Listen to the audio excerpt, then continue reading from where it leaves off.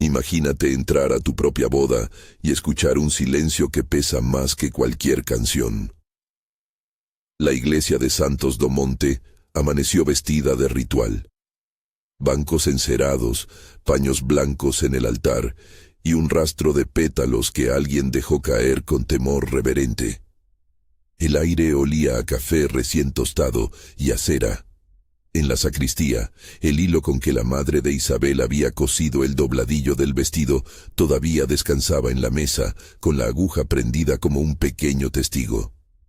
Las manos de dona Carmen, ajadas por años de costura y amaneceres en la cocina, temblaban apenas cuando ajustó la cinta en el cabello de su hija. Joaquín repasó una y otra vez las palabras que ensayó para el discurso, como si al repetirlas pudiera cambiar el curso del minuto siguiente. Isabel se vio a sí misma en el espejo del tocador. 24 años, la piel salpicada por la intensidad de tanto día de trabajo en la casa y en la huerta. Los ojos todavía jóvenes pero con una gravidad que no le correspondía a su edad. El vestido era humilde, la tela no era seda, pero la costura llevaba el cuidado de quienes ponen en cada puntada la certeza de que los sueños no siempre vienen con lujos. Había bordado un pequeño motivo de flores en el borde del velo, porque en la casa de su abuela había flores incluso en los cuartos de los invitados. Creyó, por un momento, que aquel día resolvería una serie de preguntas que llevaba en silencio. ¿Quién sería a partir de entonces? Si su apellido sería otro, si la ciudad la aceptaría sin reproches. La iglesia se llenó de rostros conocidos, vecinos con trajes gastados y aquella familia que siempre llegaba con conservas en manos. Las campanas doblaron con un ritmo apacible y los murmullos se deslizaron, primero como olas lejanas, luego con más claridad. Isabel apretó la puntada del vestido sin querer. En el aire había una expectativa que olía a verano y a especulación social. Entonces, cuando la puerta principal debió abrirse para ese paso que anuncia el inicio, la mañana quebró en un silencio distinto, frío. Rodolfo no llegó. Al principio fue un rumor, se retrasó en el tren, ha tenido un revés. Después alguien subió la voz en la sacristía y una mujer con voz de gallo leyó una hoja con dedos que temblaron menos que la certeza que traía. Dona Sebastiana, con su mantilla negra y su orgullo afilado, dejó caer la carta sobre la mesa como si fuera una moneda indiscutible. La caligrafía era pulcra. La frase que arrancó la esperanza de la sala decía, sin florituras, no vendré. No hubo explicación que la sostuviera. No hubo mirada hacia la banca donde debería estar su amigo, su prometido, su acompañante. Solo el eco de una ausencia y la forma en que la gente volteó la cabeza para calcular el daño social. ¿Cuánto hablarían? ¿Qué dirían los hombres en la barbería y las mujeres en el puesto de verduras? Isabel sintió el número de ojos como si fuesen pesos que la empujaran hacia abajo. En la sacristía, su madre cubrió la carta con las manos, no por pudor sino por la desesperación de quien no sabe cómo recomponer lo que se rompe en público. Las palabras que vinieron después fueron pequeñas, las miradas gigantes. Dona Sebastiana, con el gesto de quien considera el honor como moneda de cambio, dejó caer un comentario venenoso sobre la falta de juicio de la familia Méndez da Silva por permitirlo. Alguno se atrevió a preguntarle a Isabel si todo era verdad. El silencio volvió a cerrarse como un puño. Joaquín se adelantó, con la ferocidad de quien no dejará humillar a su hija delante de la iglesia entera. Tomó la carta, la leyó de nuevo. Arrancó a decir que aquello no iba a definir a su hija, que la honra no se compraba ni se vendía. Sus palabras fueron un clamor pobre, necesario, que no acalló la marea de cuchicheos afilados. ¿Qué hace una mujer cuando la ciudad espera que su humillación sea un espectáculo del que todos pueden aprender? Se queda, convierte su rostro en noticia y soporta la zombificación de su vida privada. Isabel miró a su madre, a su padre, al bordado del mantel que su abuela reconocería. Sus manos, que a diario manejaban semillas y cuentas del mercado, supieron en un instante que no podían soportar. Ser objeto de chacota, permitir que su nombre se convirtiera en moneda de cambio entre conversaciones de bar. La dignidad tiene ciertos límites que no se negocian. El ruido de la iglesia fue volviéndose distante. Isabel no pronunció una palabra extensa. El gesto que eligió fue más claro que cualquier discurso. Se levantó, cogió el velo que su madre había dispuesto con tanto cuidado y salió por la puerta trasera. No huyó con prisa desordenada ni con dramatismo. Caminó con el paso firme de quien, por primera vez, decide que su historia la escribirá ella misma. En la sacristía quedó la carta, la conversación atropellada de los curiosos y un espacio intacto donde la presencia de una mujer debía empezar a ser otra. Antes de irse, vio a Joaquim y a dona Carmen. Sus padres no la suplicaron que se quedara. Ella no necesitaba esa súplica. Joaquim la sostuvo por los hombros y le dijo, con voz abrumada y clara: «Vete a la casa de la abuela. Allí te corresponderá pensar con calma». Dona Carmen le puso en la mano un pequeño paquete, pan, una onza de café y una muda de ropa que le cobijó la infancia. No era consuelo exactamente, era la logística del afecto. En la penumbra de la puerta trasera, Isabel sintió el golpe seco de la vergüenza y al mismo tiempo una claridad. La ciudad no iba a cambiar de opinión por su dolor, pero podía elegir otro lugar para recomenzar. Si te gustan estas historias de renacimiento, suscríbete y cuéntanos desde dónde nos escuchas. La huida no fue una fuga romántica de película, fue una decisión ordenada. Isabel tomó el tren de la mañana con el paquete al lado, el vestido guardado en su casi siempre improvisada bolsa. En la estación, las miradas aún buscaban rastro de la noticia. Hubo un niño que la reconoció y la señaló con un gesto inocente. Una mujer mayor le lanzó un beso de compasión. Isabel miró por la ventana y dejó que el paisaje se convirtiera en una cortina que la aislara del rumor. El tren partió entre chirridos viejos y el perfume del carbón, y con cada kilómetro el pulso de la ciudad fue quedando atrás. El viaje fue una sucesión de imágenes que se desgranaban como un rosario. Hogares con paja en el techo, vacas apacibles en cercas, hombres en la sombra de los árboles que levantaban la vista. La ventanilla marcaba un tiempo nuevo, uno que no obedecía a campanas ni a palabras de otros. Isabel cerró los ojos y dejó que el balanceo mecánico le ayudara a pensar en lo que había. Pensó en la casa de su abuela, una pequeña finca escondida en Minas, heredada por derecho y por memoria. Era una tierra pobre, pero suya. En ella había costumbres, herramientas, un ciclo que no dependía de la opinión pública. La idea de volver allí la calmaba con una especie de justicia elemental. Si la ciudad no quería sostenerla, la tierra sí podría ofrecerle el trabajo que no juzga. Al llegar, el porterón de la finca la recibió con un quejido y un olor que le clavó al instante la sensación de estar en casa. Tierra húmeda, madera envejecida, un rayo de sol que entraba entre las hojas. La casa de la abuela no era grande.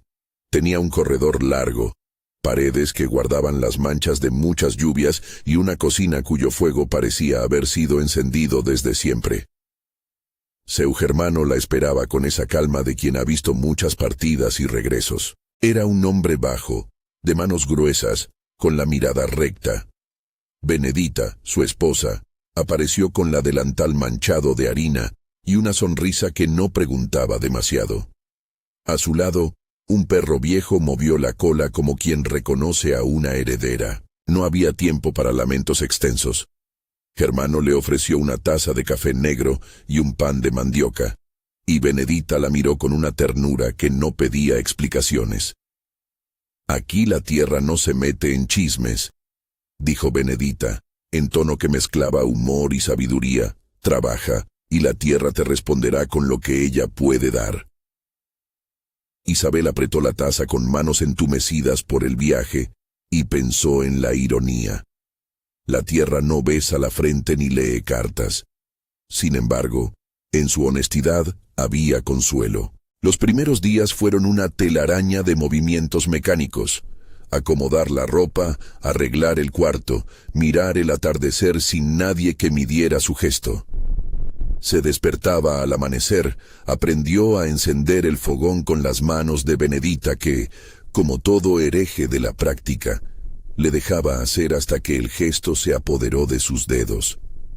Germano le mostró cómo revisar un tejado, cómo escoger la mejor madera para el fuego, cómo plantar de forma que la lluvia se aproveche. El trabajo, al principio, fue una distracción que se volvió una forma de reparación. Cada acción completada era una pequeña restitución de sí misma. En la casa, los sonidos eran distintos a los de la ciudad. No había pasos apresurados ni puertas que se cerraban con miradas. Había, en cambio, el canto seco de un gallo, el crujir de la madera al atardecer, el rumor del viento que venía de las colinas. Isabel se dejó llevar por la rutina como por un rezo diario de manos y sudor. La tierra exigía atención. La atención exigía tiempo. Cuando cavaba, sentía algo que no era solo cansancio. Era una conversación con lo que la generación anterior le había dejado. Cada surco era una pregunta al futuro. No fueron días fáciles de curación inmediata. Hubo noches en las que la soledad mordía con fuerza y las imágenes de la iglesia volvían a su cabeza en escenas fragmentadas. La carta en la sacristía, el silencio de los bancos. A veces se sentaba en el porche y contaba las estrellas, como si el gesto de nombrarlas pudiera ordenar el caos interior. En otras ocasiones, la rabia surgía, una fogosa sensación de haber sido usada, expuesta, y cerraba la puerta de la cocina con fuerza para que nadie la viera resbalar. Pero con cada mañana, la práctica de calmarse en el trabajo le dio puntos de anclaje, una cosecha que funcionó, un cerdo que no enfermó, una gallina que comenzó a poner huevos. Los vecinos de la redonda supieron de su llegada por cartas o por el paso de jornaleros. Algunos miraron con sospecha el retorno de la joven de la ciudad. Otros, con reserva, dijeron que la finca podría vendérsele a alguien con dinero. La posibilidad de vender la tierra apareció como una sombra tentadora. Dinero que cerraría bocas, una vida diferente quizá, la promesa de olvidar. Pero Isabel no consideró vender por la humillación. Más bien, pensó en el valor práctico de la tierra. Si la administraba, podía sostener a su familia y, sobre todo, podía sostenerse a sí misma. Había allí, entre surco y surco, la posibilidad de hacerse dueña nuevamente. Sus padres le escribieron desde la ciudad con frecuencia al principio. Las cartas de Dona Carmen venían envueltas en tela para que no se arrugaran. Joaquín garabateaba líneas con tinta que parecía apurarse por volver a la realidad del mercado. Decían cosas sencillas. Mantenía la cabeza fría, que la familia la esperaba, que no se sintiera apresurada en tomar una decisión. También le enviaron dinero con cuidado, no tanto para comprar comodidades, sino para asegurar que la temporada siguiente las semillas llegarían a tiempo. Estas correspondencias no eran mensajes que la salvaran, eran hilos que la mantenían conectada a la red de afectos que la había formado. En una de las cartas, su madre escribió: «No dejes que la lengua de otros mande en tu vida. La que manda es la tuya». Con el paso de los meses, la finca empezó a respirar con otra fuerza. El terreno respondió a sus manos. Aprendió a entender los tiempos de las lluvias y a adivinar cuándo era mejor plantar. Compró, con lo poco que tenía, algunas leitoas, cerditas jóvenes, bajo la guía de seu Alberto, un productor local cuyo conocimiento era casi legendario en la comarca. Alberto le mostró cómo anotar los ciclos de cría, cómo distinguir una buena camada de una que podría traer problemas. Isabel tomó notas en un cuaderno desvencijado que perteneció a su abuela. Y cada nombre que escribió de aquellos animales Era como una piedra puesta en el camino de su reconversión. El trabajo era duro pero daba frutos. Huevos suficientes para vender en el pueblo los sábados. Verduras que llegaban vivas a la plaza. Un excedente que, por primera vez, no necesitaba de la caridad. La gente comenzó a mirarla con otros ojos. Ya no era solo la joven que se casó mal. Era la mujer que sabía cuándo injertar un manzano. La que ofrecía consejos sobre el tema de los cerdos. Habla con más cuidado a las madres, le decía seu Alberto con humor. El respeto no vino de inmediato. Llegó con la consistencia del tiempo. Ese era el tipo de prestigio que no se rompe con una carta. No todo fue avance lineal. Hubo un otoño en el que una sequía sorpresa mermó la producción. Isabel perdió una pequeña camada y el dolor le reabrió la herida de la humillación. Porque reconoció en sí misma un punto de vulnerabilidad que la ciudad no había visto. Se encerró en la casa durante un día entero, dejando que la lluvia interior cayese sin testigos. Pero en la oscuridad de esa jornada, entendió algo esencial. El proceso de reconstrucción no era una escala hacia arriba constante, sino una serie de pequeñas batallas que se ganaban con perseverancia. En la cena, cuando Germano puso sobre la mesa un guiso, dijeron pocas palabras. Benedita barreó el silencio con un refrán, y sin proponérselo, devolvió la calma. La tierra no perdona la prisa. Escucha a quien la trabaja con paciencia. Fue en uno de esos inviernos, cuando el frío hacía más largo el día y la soledad se arqueaba con dobleces, que Isabel recibió la visita de un hombre que traía papeles de la ciudad y un gesto de oferta. Su nombre era desconocido para ella. Un gestor que iba de finca en finca intentando comprar para ver quién tenía tierra que valiera un capital. Venía a ofrecer dinero por la casa de la abuela. Nunca fue un desconocido en la comarca. Hombres como él pasaban con promesas y billetes, midiendo parcelas con ojos profesionales, sin saber lo que contenía cada surco, más allá del valor económico. Isabel le escuchó con el ceño fruncido. El hombre habló de precios, de contratos, de la posibilidad de migrar a la ciudad con lo suficiente para vivir sin volver a cavar. Había en su propuesta comodidad y desprecio, la idea de que una mujer joven necesitaba, más que trabajo, seguridad económica. Ella lo miró con la misma firmeza con la que había salido de la iglesia.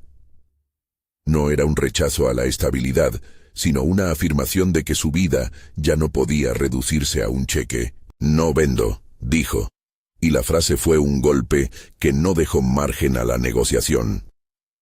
El hombre se hizo el sorprendido, quizá porque en sus cálculos no cabía que una mujer rechazara la oferta sin titubear.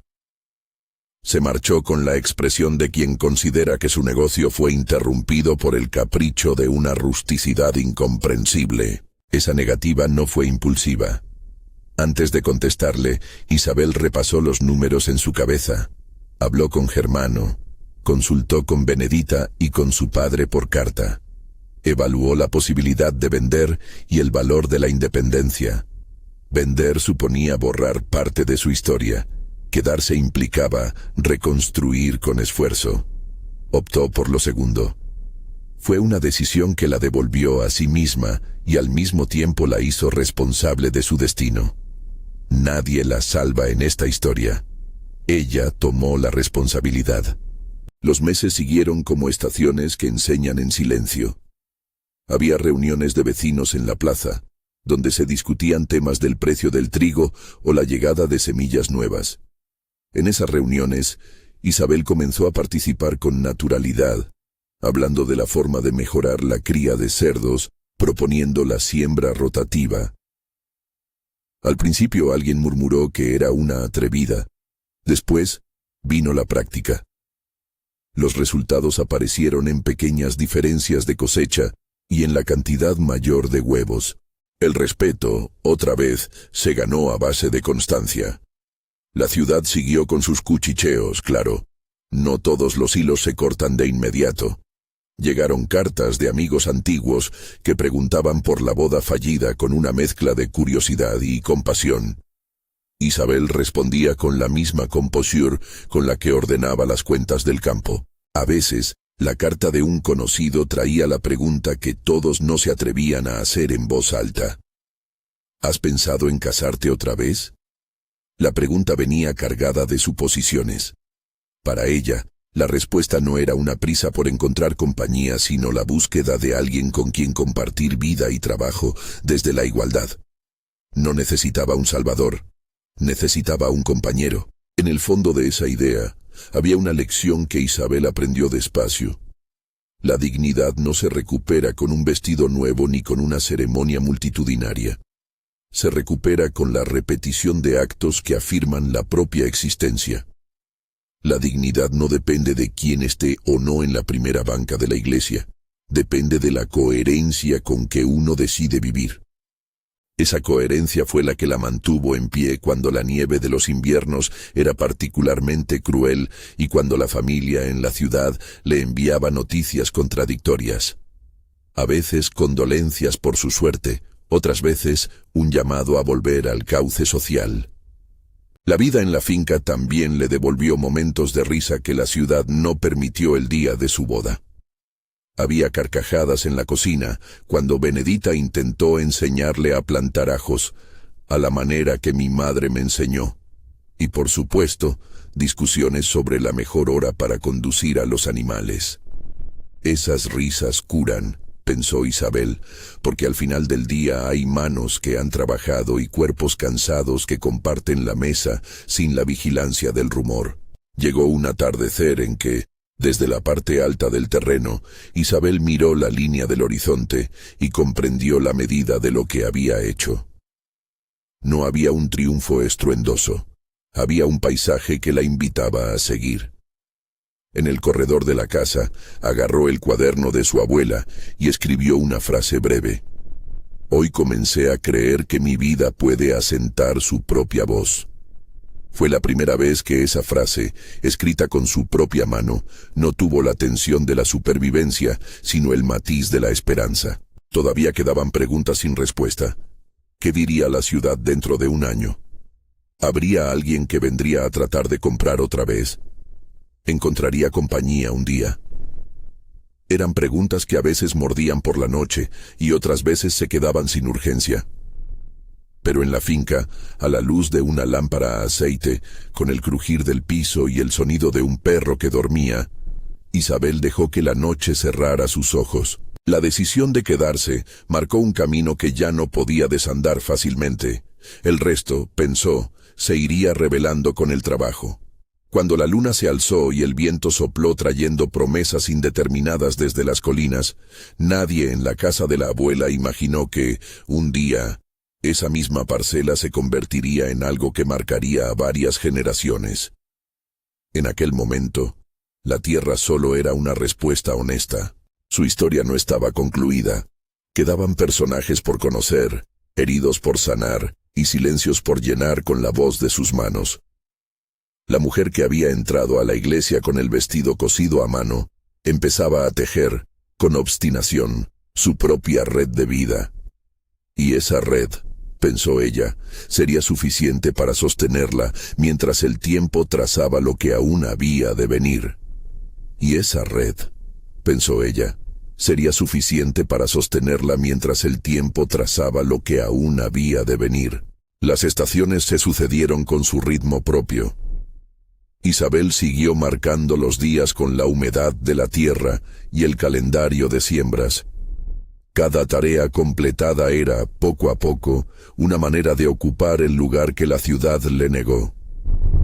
Fue así, entre una tanda de trabajo y otra, que apareció Miguel Albuquerque en su vida, sin aspavientos ni grandes gestos, como quien entra en una cocina para preguntar por una sal que siempre estuvo en el anaquel. Miguel conocía la comarca desde hacía años. Su finca quedaba a una loma del otro lado del valle, un poco más extensa y administrada con mano firme. Era un hombre de la misma generación que los padres de Isabel, pero la vejez en su rostro no había endurecido la voz. Decían en el pueblo que, después de la muerte de su esposa y su pequeño, él había cerrado la casa y los tratos. Algunos lo tomaban por triste, otros por riguroso. Apenas se mostraba en la plaza, y cuando lo hacía, su mirada era la de quien mide a las personas con calma antes de pronunciar un juicio. La primera vez que Miguel cruzó el sendero de la casa de la abuela fue por motivo de negocios. Quería discutir la posibilidad de comprar un pequeño tramo de tierra para unirlo al suyo y facilitar el paso del ganado. Se presentó con un cuaderno de cuentas y una expresión que no prometía encanto. Traía además, sin decirlo, cierta curiosidad. Había oído que una joven había decidido quedarse en la finca. La idea le pareció extraña y, en su rareza, digna de la atención de un hombre que había aprendido a tomar las cosas con cierta distancia. Isabel lo recibió como recibía a cualquiera, con pulcritud y una taza de café. Miguel prefería evitar las chucherías de la ciudad. Agradeció el café, habló de precios y medidas, y luego se quedó un rato más como quien no encuentra prisa en retirarse. Habló del mercado, de la sequía del año anterior, y de la forma en que había que proteger las semillas. No era un hombre de muchas palabras, pero las que elegía iban al centro. Poco a poco, esos encuentros de trabajo se volvieron diálogo. Miguel se mostró atento a los modos con que Isabel administraba el lugar. No hizo alarde, pero sus preguntas eran precisas. ¿Cómo ella calculaba la rotación de cultivos? ¿Cuáles eran las lecciones que le habían dado Germano y Benedita? Isabel respondió con la sencillez de quien no necesita adornar lo que sabe. Mostró el cuaderno de su abuela, las notas sobre las pariciones de las leitoas, las pequeñas correcciones que había hecho en el cercado para mejorar el drenaje.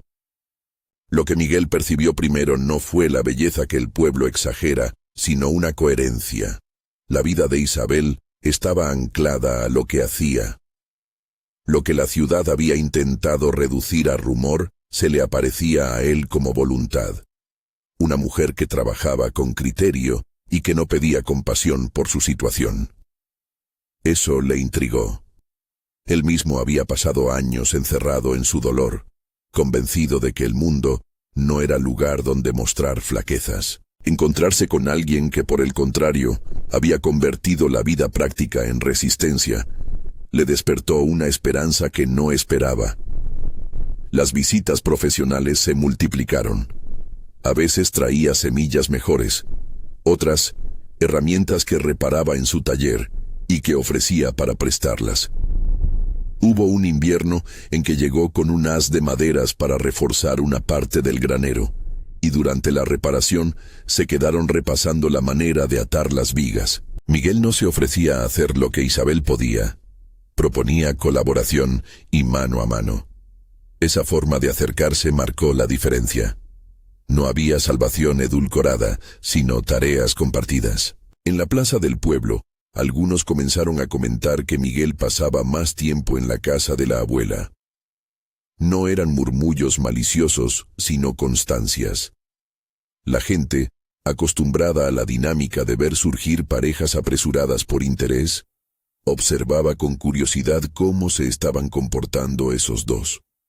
Paso firme, objetivos claros. Para Isabel, la presencia de Miguel fue al principio una comodidad, mano amiga para arreglar una cerca, consejo para elegir una yegua, que la hizo la vida más llevadera. Para Miguel, la cercanía era una posibilidad nueva, volver a compartir la cotidianeidad sin la presión del pasado. En una de esas tardes en que la luz del atardecer tiñó de oro los surcos, Miguel habló con una franqueza que tenía el temblor de lo no dicho durante años. Estaban sentados en el porche, las manos manchadas de tierra, compartiendo un mate que Benedita había dejado a un lado. Él contó, con voz medida, sobre su esposa y el hijo que había perdido a causa de una fiebre rápida. No narró con dramatismo. Expuso los hechos como quien enumera objetos pertenecientes a su vida.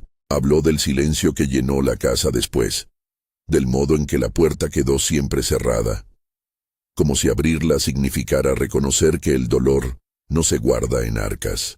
Isabel escuchó sin interrumpir, sintiendo que en la confesión de Miguel había un espejo del propio duelo. Ella no parecía inclinada a ofrecer fórmulas, su presencia fue un sostén. El trabajo me enseñó a no dejar que el dolor desorganice todo, dijo él finalmente, pero hay tardes en que la casa pesa. Isabel miró las manos de Miguel, manos de labriego curtidas por la vida, y comprendió que aquel hombre no buscaba ser salvado. Buscaba compañía para continuar siendo humano. Desde entonces, la relación se fue modelando con paciencia. Hubo episodios sencillos que le dieron cuerpo a lo que iba creciendo. La tarde en que Miguel apareció con una cesta de naranjas que había traído de su huerto, la vez que Isabel lo encontró desenredando una cuerda que se había enroscado entre los postes, y lo ayudó sin palabras.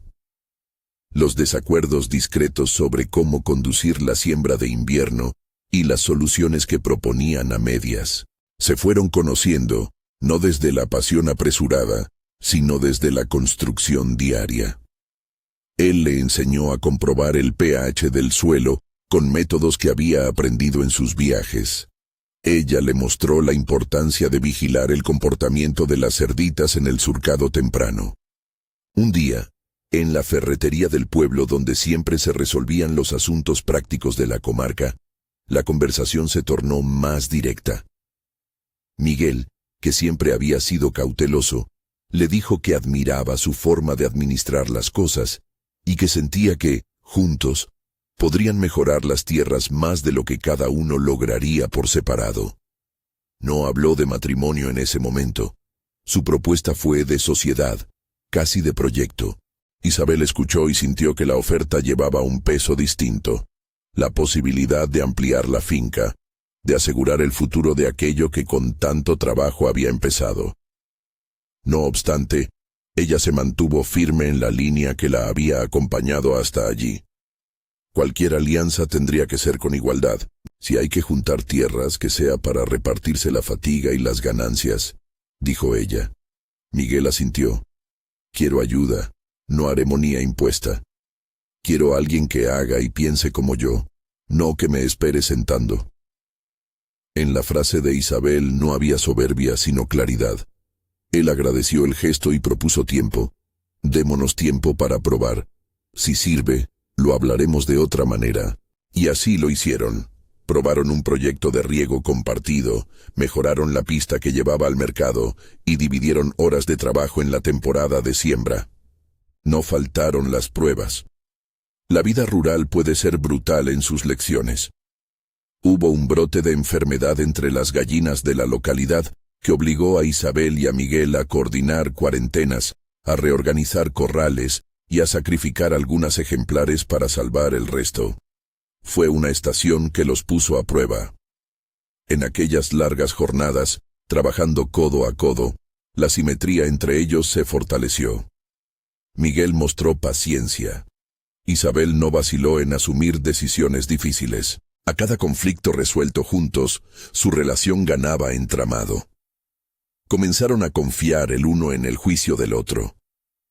En el pueblo algunos seguían rumiando historias pasadas. Dona Sebastiana, la madre de Rodolfo, entonces causa primera de la vergüenza de Isabel, a veces cruzaba en las misas con comentarios que querían herir. Isabel aprendió a devolver la cortesía sin dar más pie. Su familia, en cambio, se mostró contenta al notar que ella no cedía su autonomía.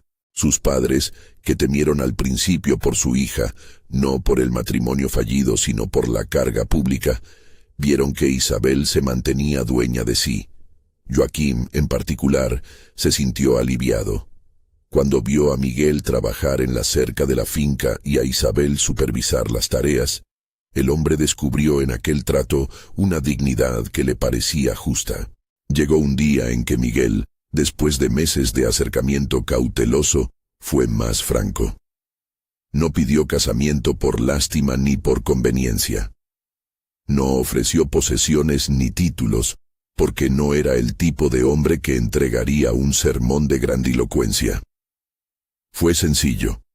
Una tarde, Mientras arreglaban un cajón para almacenar semillas, dejó el martillo y miró a Isabel con una calma que era casi reverencia. «Me gustaría que fuéramos más que vecinos y socios», dijo. «Si tú te sintieras dispuesta, querría remar contigo todos los días». Le ofreció una vida que sonaba cotidiana.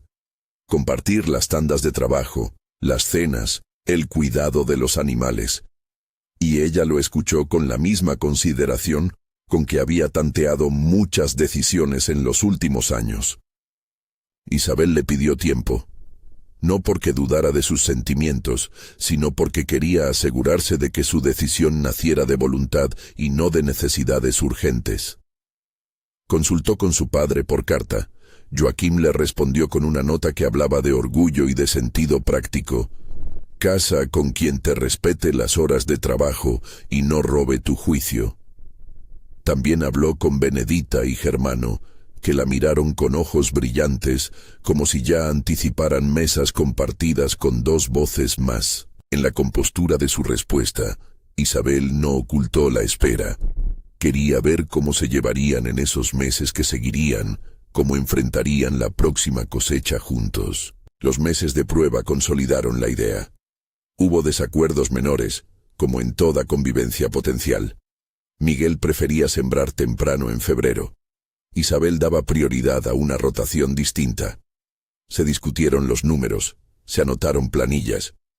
Hubo risas en la cocina cuando uno o el otro equivocaba la medida de una receta. Pero lo esencial era que en esa convivencia emergente la relación no borró la individualidad. Miguel no buscó domesticarla. Isabel no quiso negar su historia. Había un consenso tácito. La alianza sería de compañeros, no de dueño y subordinada. Cuando la noticia de la próxima boda corrió por la comarca, la gente la tomó como un cierre natural de una historia que algunos todavía creían que debía terminar en escándalo. Pero la boda de Miguel e Isabel no fue un arreglo ceremonial. Fue sencilla. Pocas flores, vino común, las manos de Benedita marcando el pan en la mesa. Los votos que intercambiaron eran prácticos y hondos. Prometieron repartirse las tareas, cuidar no solo las cosechas, sino también los silencios del otro, y sobre todo, preservar la autonomía que cada uno había construido. «Prometo escucharte antes de decidir sobre la finca», dijo Miguel. «Prometo no tomar tus cosas sin preguntarte», añadió Isabel, y ambos rieron antes de que las lágrimas sopesaran la emoción. Los invitados fueron los vecinos, los parientes más cercanos y quien en la iglesia encontró motivo para dar una bendición que sonó más humana que ritual. La ceremonia fue breve y la celebración moderada. No hubo lujo, solo la sinceridad de quienes se unen para repartir la vida. El banquete fue en el patio, y el perro viejo que recordaba a la primer llegada de Isabel se acercó a olisquear las manos nerviosas de la nueva esposa. Las campanas sonaron como si con su eco aceptaran la simpleza del pacto. Para Maños, aquella unión fue más una asociación que una romántica alegoría. Para Isabel y Miguel fue la instauración de un equipo que había elegido caminar junto. Los años que siguieron estuvieron marcados por labor compartida y por la llegada de dos criaturas que concentran el palpitar de la narración, João y Elena. João nació en una madrugada fría. Isabel, sentada en el mismo cuarto donde su abuela recibía visitas, sintió un vértigo distinto al de la urgencia. Era un vértigo de plenitud. Miguel, que había asistido a pocos partos, permaneció sereno y atento, sosteniendo la lámpara y las manos de su esposa. El niño vino con la fortaleza del campo, un llanto limpio y una piel rosada que prometía resistencia. Elena llegó 2 años después, una niña de risa fácil que heredó de su madre la templanza y de su padre la mirada curiosa. La crianza fue una nueva escuela. Isabel y Miguel decidieron acompañar a los niños en las tareas desde pequeños, enseñarles a reconocer la semilla, a respetar el tiempo de la lluvia, a no desperdiciar el pan. No era una educación indulgente, era práctica y amorosa. João aprendió a conducir la carreta antes de aprender a contar bien las monedas.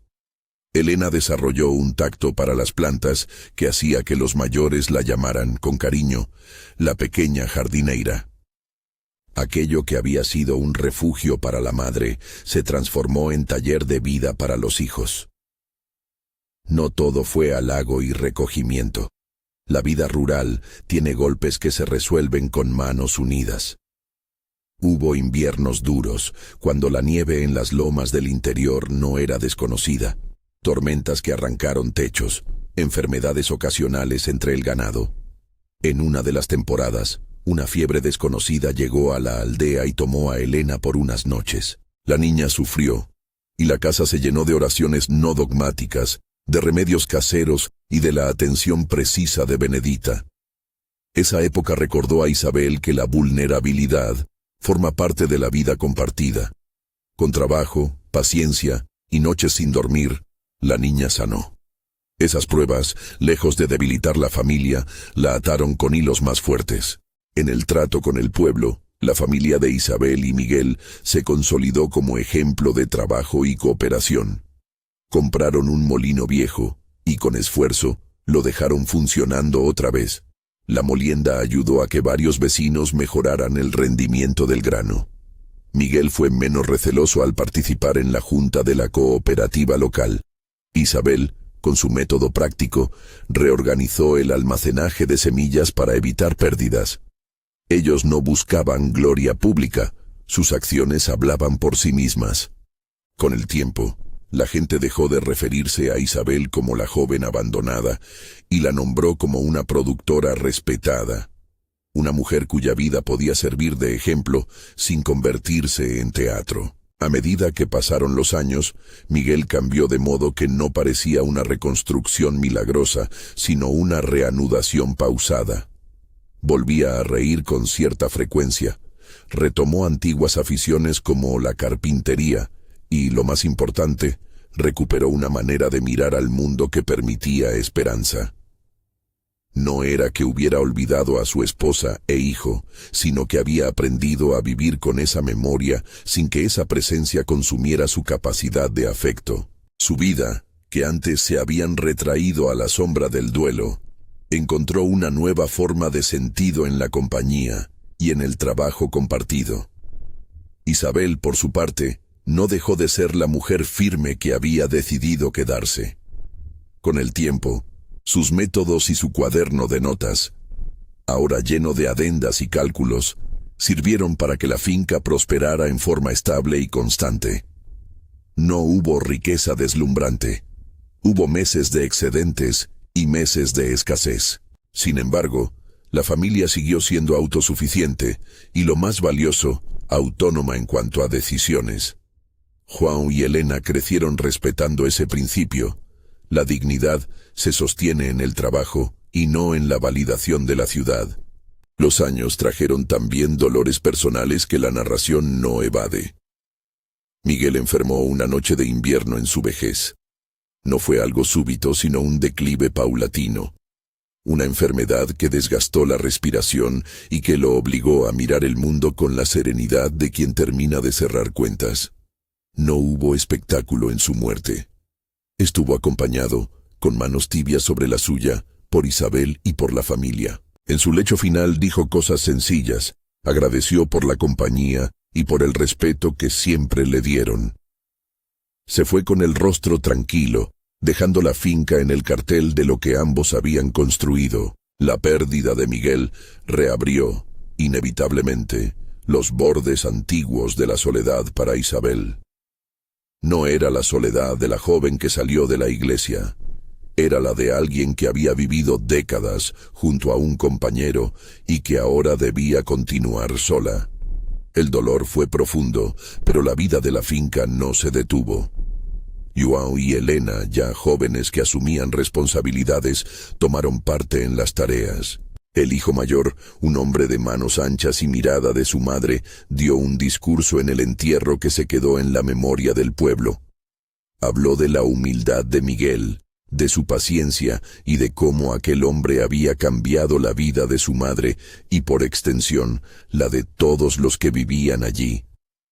Tras la muerte de Miguel, Isabel no prefirió retirarse de las labores. Conservó la rutina que le había dado sentido durante tantos años, con la misma energía que la habían caracterizado. A veces, visitaba la tumba con una cesta de flores. En otras ocasiones, pasaba las tardes en la carpintería, donde Miguel había dejado herramientas que ahora ella sabía usar con cierta destreza. Siguió siendo la voz de la finca, la que marcaba las decisiones de rotación, la que dialogaba con los compradores en la plaza, y la que, en la noche, cerraba la casa con la paz que da el deber cumplido. Hubo momentos en que la memoria de los años se hizo presente en cartas que Isabel intercambiaba con su familia en la ciudad. Joaquim, que envejecía con la misma dignidad práctica, escribió sobre la satisfacción de ver que su hija había construido una casa con valores firmes. Benedita y Germano se mantuvieron cerca como amigos de siempre. João se casó con una mujer del pueblo vecino. Elena se dedicó a la botánica local, trabajando con remedios y jardines que beneficiaban a las madres de la comarca. La finca, que nació como refugio, se había convertido en un legado vivo. No en piedras ni en muros, sino en prácticas, en memorias y en enseñanzas. Cuando la vejez llegó a Isabel, no fue abrupta. Llegó con la naturalidad del ciclo. Pasos más lentos, alguna dificultad para trepar al granero, tardes que se digerían en una silla junto al fuego. No renunció a su autonomía, pero permitió que otros asumieran labores más pesadas. Se la veía a menudo en el porche, mirando el valle con la mirada de quien ha sido testigo de muchas historias. Le gustaba, todavía, abrir el cuaderno de la abuela y leer las notas que había acumulado. A veces tomaba la pluma y escribía pequeñas instrucciones para la próxima generación. Cómo preparar el abono, el día del año en que ciertas semillas eran mejores, una contraseña práctica para no perder el sentido de la labranza.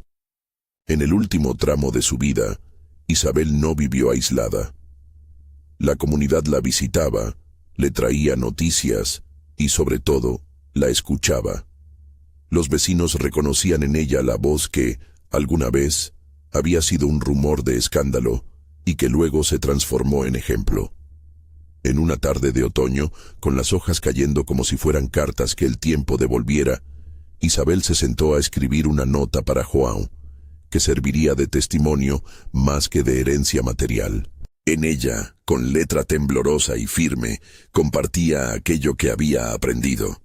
Que la dignidad se sostiene en el trabajo repetido, en la coherencia de las acciones y en la decisión de no dejar que la opinión de otros gobierne la vida propia.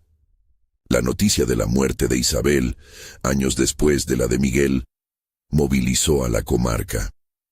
Su funeral fue multitudinario no por ostentación, sino por gratitud. Había allí quienes habían conocido a la joven que entró a la iglesia con la agudeza de un drama público y a la mujer que había reconstruido su vida con manos callosas. João pronunció el elogio fúnebre con la voz que guardaba la mezcla de hijo y agricultor. Habló de la mujer que les enseñó a sembrar y a sostener la mirada frente a la adversidad. Elena leyó algunas páginas del cuaderno de la abuela, y las palabras se mezclaron con el olor de la tierra húmeda que tanto marcó la existencia de su madre. En el sepelio la gente habló poco. Hubo abrazos largos y silencios que dicen más que las palabras. Dona Carmen, con los ojos brillantes, devolvió la memoria a aquellos días de la sacristía y con voz temblorosa dijo: «Mi hija no se dejó decidir por otros. Ella eligió siempre con la cabeza y con las manos».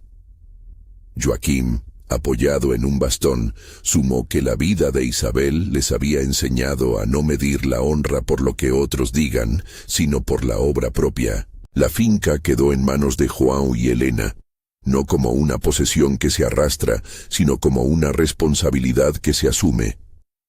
Preservaron el cuaderno, respetaron las decisiones fundacionales, y mantuvieron la premisa de que la tierra se gobierna con trabajo y respeto. En la plaza, cuando alguien nombra a Isabel, no lo hace ya con lástima ni con chismes. La nombra como una mujer que rehizo su destino y que además le devolvió a la comunidad un modo de vivir que honraba la dignidad del trabajo. La historia de Isabel y Miguel no es, por tanto, un relato de finales espectaculares, sino una narración sobre la paciente construcción de sentido. Ella, la campesina abandonada, no fue solo víctima ni tampoco un símbolo de venganza. Fue autora de decisiones que reencauzaron su vida. Él, el viudo, transformó su destino emocional al abrirse a una compañía que no lo anuló, ni lo idealizó. Juntos, crearon un espacio donde el afecto se sostuvo en la reciprocidad, donde la reparación no fue el resultado de un gesto único, sino de una vida compartida. Al recordar esta historia hoy, quizá lo que más importe no sean los episodios más notorios. La carta en la sacristía, el tren, el primer surco sembrado, sino las pequeñas repeticiones, la paciencia en las siembras, la persistencia frente a la sequía, la honestidad en las cuentas, la decisión de mantenerse fiel a uno mismo. ¿Qué harías tú en un momento de humillación pública? ¿Dejarías que otros escriban tu biografía? La vida de Isabel nos recuerda que, a veces, la salida no es la huida desesperada ni la venganza, sino la elección de volver a aprender, de tomar el arado y de trazar un camino con las manos. Si esta historia te conmovió, compártela con alguien que necesita escuchar que las segundas oportunidades pueden construirse con trabajo y respeto, y cuéntanos en los comentarios una vez en que tu vida tomó un rumbo distinto por decisión propia. Y si quieres seguir, mira la recomendación que aparece ahora para seguir inspirándote.